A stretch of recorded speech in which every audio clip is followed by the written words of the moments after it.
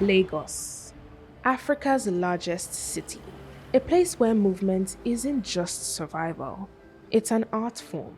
In this chaotic dance of goods, fuel, and people, one man is placing a $280 million bet that could change everything.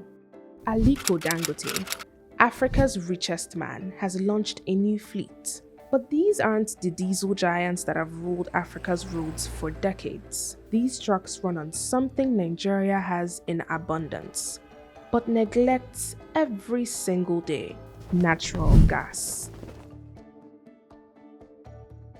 Nigeria holds the world's 9th largest natural gas reserves. Yet, every year, billions of dollars worth of gas is flared, burned off, in a fiery testament to policy paralysis.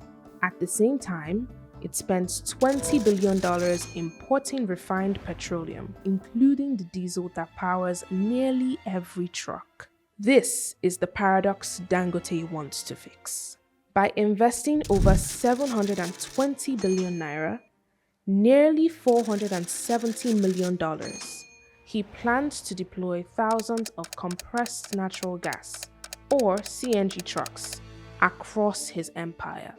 The payoff? Projected savings of $1.1 billion each year, and a 30% cut in emissions. In his own words, we just wanted to make a point, and which we have now achieved. But this isn't just about fuel.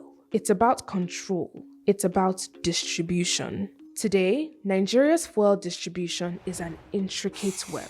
From depots, fuel travels to over 5,000 filling stations, mostly via independent diesel trucks. At the heart of this system are associations like Petron, coordinating supply and representing countless small fleet owners who keep the country moving. For decades, this network has been Nigeria's lifeline, but it's fragile and expensive.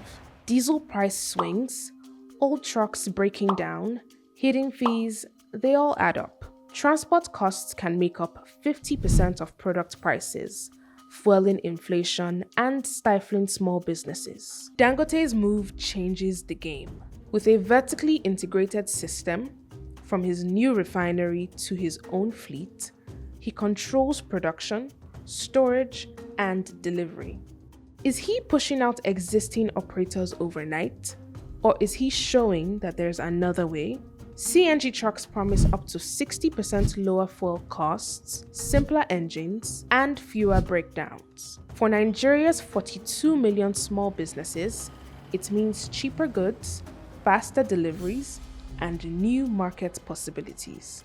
What does this mean for e-commerce players or for last-mile delivery riders weaving through Lagos traffic? A more reliable backbone could finally unlock the scale they've promised investors for years. And it doesn't stop at Nigeria's borders. Across Africa, transport costs swallow up to 75% of product value. A successful Nigerian CNG blueprint could ripple across the continent, transforming how we move goods, people, and opportunity. This isn't the first time someone rewrote distribution. In 19th century America, John D. Rockefeller bypassed unreliable railroads by building his own pipelines, reshaping the entire oil industry.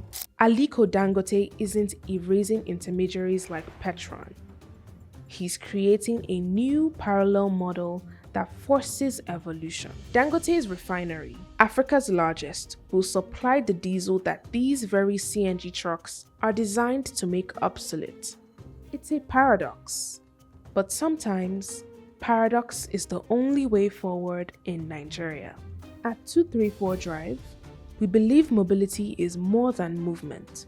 It's the heartbeat of economic opportunity, of community, and of Africa's future. If successful, these trucks won't just deliver cement or sugar. They'll deliver a new story, one where waste turns into wealth, inefficiency into empowerment, and dependency into autonomy. Africa is watching, and so is the world.